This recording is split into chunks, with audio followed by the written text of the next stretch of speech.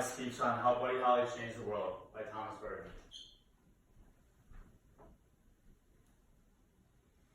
This is the introduction. From the outside, Buddy Holly never quite looked the part of a celebrity rock star. He was a tall and somewhat awkward-looking young adult, sporting thick-framed glasses that rounded out a geeky appearance altogether. But on stage, with his Fender Stratocaster guitar, he transformed into something special.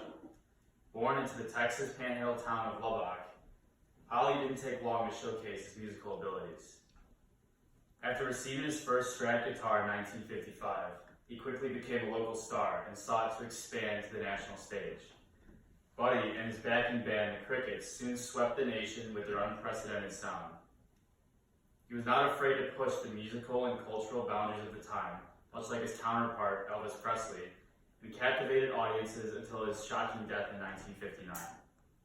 Buddy Holly played a prominent role in laying a foundation for artists of all backgrounds to expand on their creativity, helping to start a new wave of forward thinking that revolutionized the musical culture globally.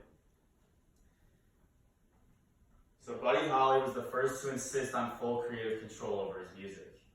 According to Spencer Lee, a renowned author of Every Day, Getting Closer to Buddy Holly, the first recorded song that Buddy Holly created was That'll Be the Day with Decca Records in 1956. Unfortunately, he was paired with a producer named Owen Bradley, who did not like the song, the way it sounded, and often had Holly change his pitch and the instruments.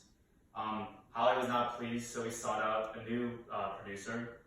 He found Norman Petty and signed with Petty under a Decca subsidiary, Brunswick Records, a year later. This proved to be a much better environment for Holly, as it created, it provided way more creative ability for Holly.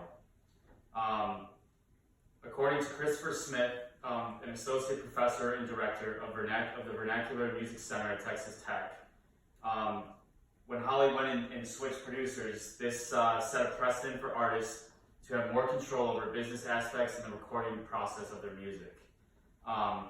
Another fact is that Holly actually had double the output of typical music producers at that time because he had his own creative initiative.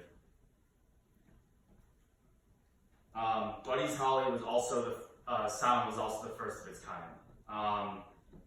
According to Alex Baker, who's a distinguished Fender Stratocaster guitar expert, Holly had a very unconventional strumming technique. What he did was he used downstrokes exclusively, keeping his wrist locked to achieve the furious, driving rhythm that you hear on many of the early Crickets recordings.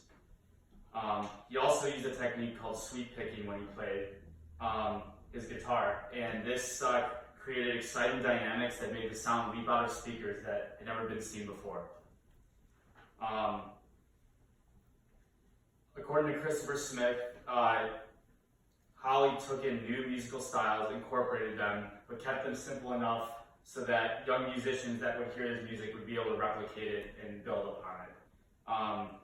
Another interesting fact about Holly was that he, according to Alex Baker, he pioneered the standard rock band structure that you saw in the 60s, 70s through today, which included the drums, 2 guitars, a bass, and the vocals. Buddy Holly was also very culturally diverse in his values.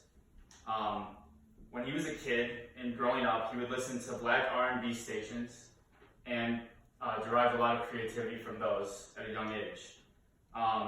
In fact, when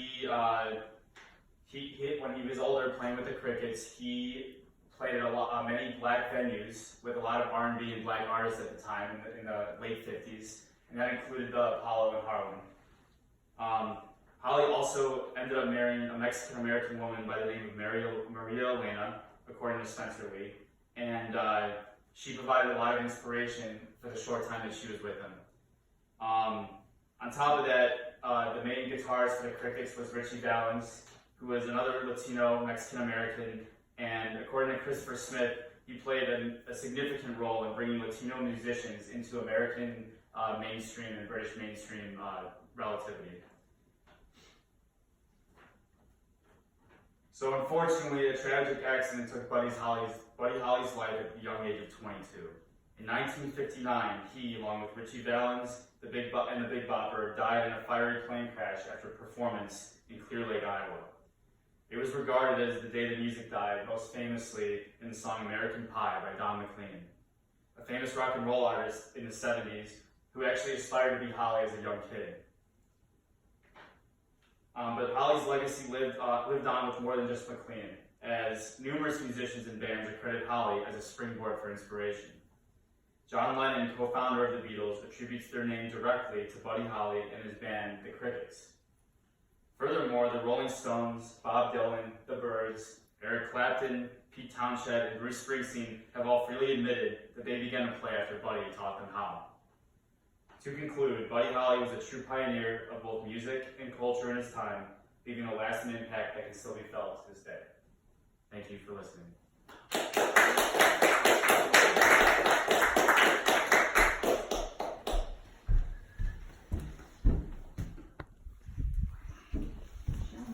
All right, can you see I it? got a pen. Oh. Same people.